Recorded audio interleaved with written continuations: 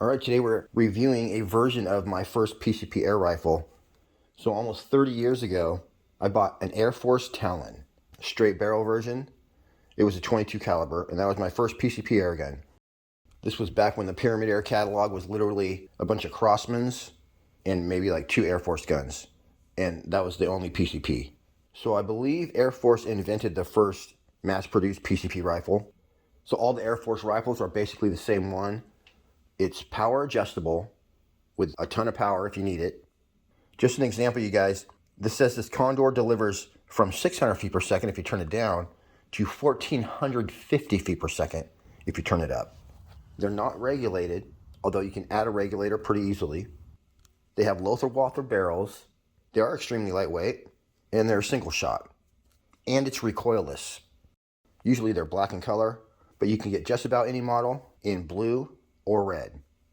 They're also available in lots of funky calibers. I could have gotten this one right here in 20 caliber, which they say combines the best of 177 and 22, but I ended up getting a 25.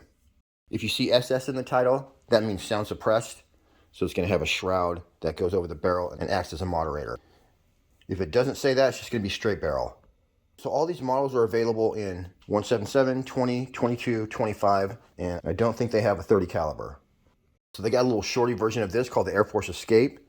Now, one thing about these is even when you have it tuned in, you guys, it's not accurate by 2025 standards. So it says right in the description here, you're going to get a 1-inch group at 50 yards. And that's what I found, but that doesn't mean you can't have fun with it, and it doesn't mean that you can't find the perfect speed for the perfect ammo and get better groups than that.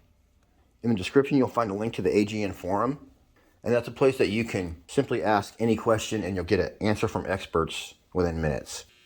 I just went ahead and started a thread about Air Force ammo and speeds, and there'll be some great suggestions in there.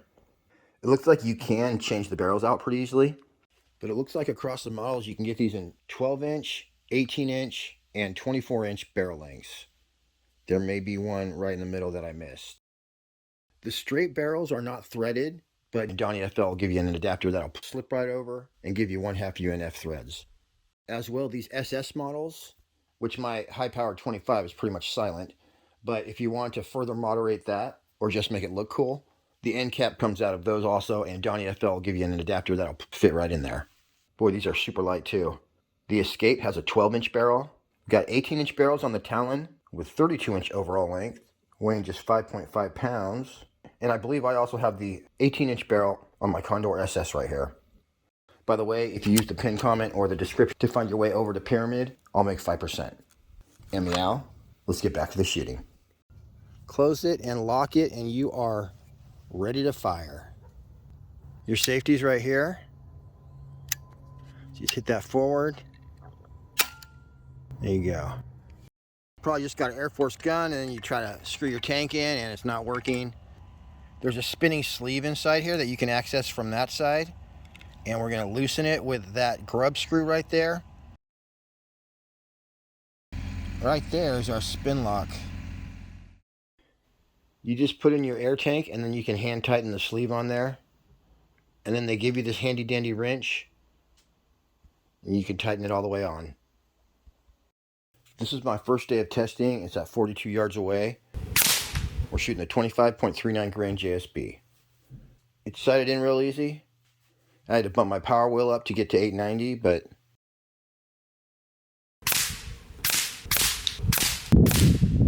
there you go. There's your 1-inch sample group. And I did try all my pellets. The AEA 34 grain did good. All the pellets in between, though, were just kind of mediocre. I actually deleted all the footage except what you see here because I was going to refilm it. But then when I did, it was just doing even crazier stuff. So shooting flyers like 8 inches off. So I was pretty sure something was going on. The first thing you usually do in that situation is just pull out the baffles. So I went ahead and just took off the whole front end of my gun.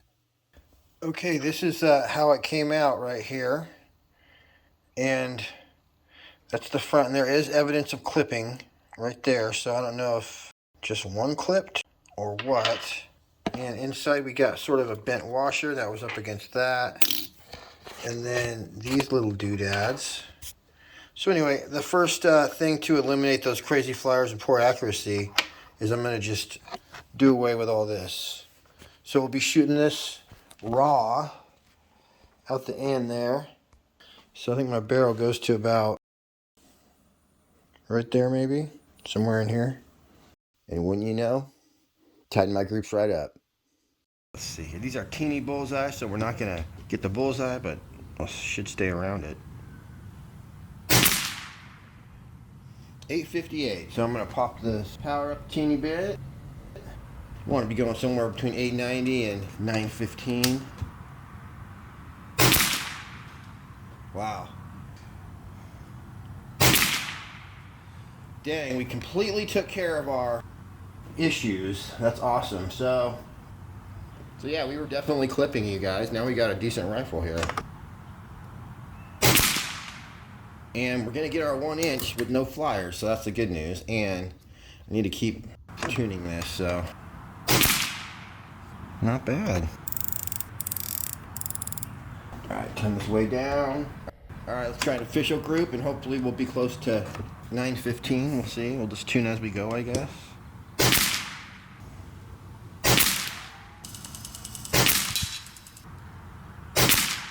There we go. I think we finally got the right speed here. Alright, I'm going to do an official group with the 25.39 grain before we move.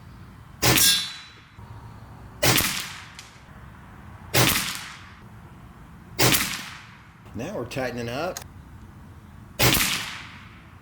Dang, this thing's turning into a tack driver.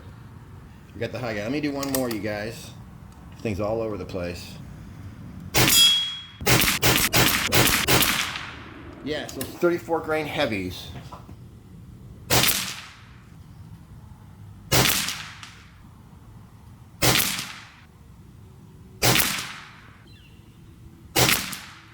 We got some promise here. Turn the sucker up.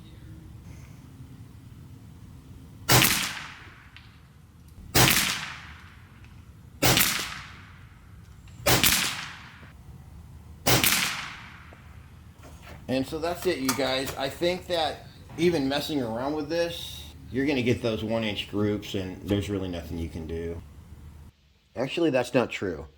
There's quite a bit you can do to improve the accuracy of your AirForce Airgun. The main thing is to add a regulator. So that's going to get your shot-to-shot consistency the best it can be. And another cool thing about this gun is once you remove the tank, you have a straight shot down the barrel, so you can easily polish your barrel, and that'll greatly improve your accuracy as well. I'll leave a link in the description to the video that shows you how to polish your airgun barrel.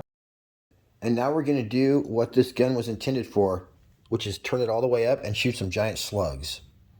Before you shoot slugs, you always want to lube them. So the way you do that is just spray some ballistol on a microfiber cloth, roll them around, and you're done. This reduces friction in the barrel, so it's going to foul your barrel less. Alright, out here with Mr. Blue, and we got the 34 grain slugs. These are some 50 grain Alturos. And then we got the little baby pellets. I'm starting at 175 bar.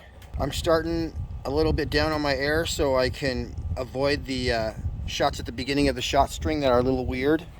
When you turn this dial, you need to loosen that first, and then I'm going to turn this all the way up. I sure did. There it is, you guys. Let's see what this baby can do. This is going to dump a lot of air. We were on 2, we're now on 12. And we're set up at a very special 35 yards away. Nailed it. Another thing I don't care for about this gun is that when I cock it,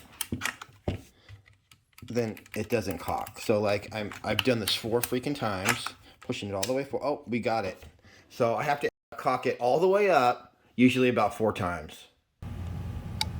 Oh, yeah. All right.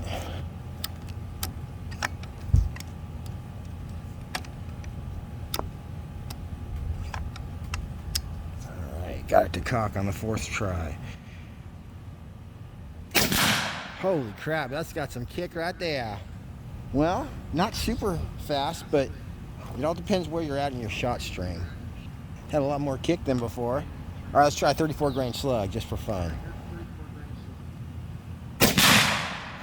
949 hitting right on. Let's keep shooting.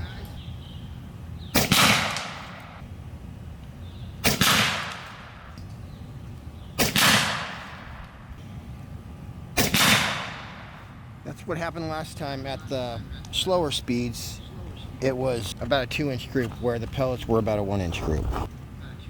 Let me fill back up to where it was at, about 175 bar.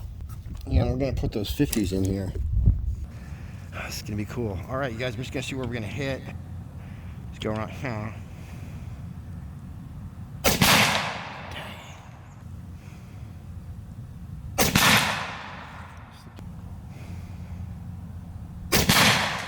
Guys, look at this grouping too.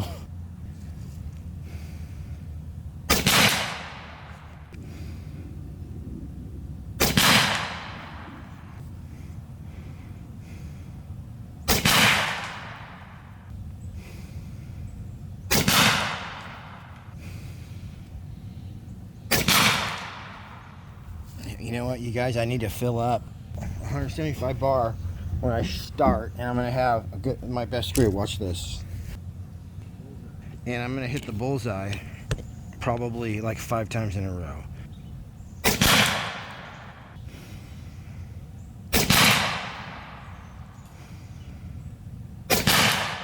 Slipped on the trigger. Right through the same hole though, so I'll take it. We're doing it to it though. Dang. Freaking sweet, you guys. Sorry about the scope cam keeps fading in and out, but yeah, doing it to it. That's shooting, let me see. Same as pellets, you guys.